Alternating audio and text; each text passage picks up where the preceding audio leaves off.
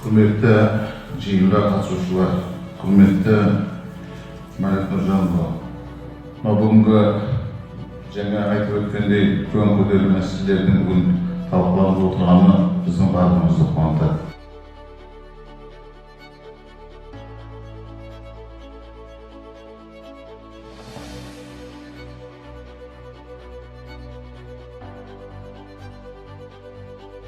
Бүгін өздеріңізбен кездесуге Қазақстан Республикасы Президентінің кеңесшісі Отарбаев Марат Нұржанұлы арнайы жұмыс сапарымен келіп отыр. Қадірлі ардагерлер, құрметті Сартықбай Зәкірұлы, ардақты біздің ішкі істер департаментінің құқық қорғау саласының белді өкілдері мен қызметкерлері.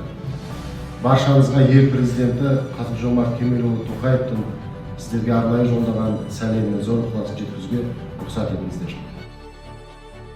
Бұл тек мемлекеттің ғана емес, осы бүгін мемлекетке қызмет етіп отырған өздеріңіз сияқты адал азаматтардың да алдында негізгі осы міндет болып қалу керек. Яғни мемлекетті сақтау, тәуелсіздікті нығайту, тәуелсіздігіміздің тұғырын биіктету. Бұл біздің ең бір маңызды, ең бір басты қазіргі мәселелердің бірі. Ел президенті ұлттық құрылтайда көтерген ең маңызды мәселе бұл заң мен тәртіп.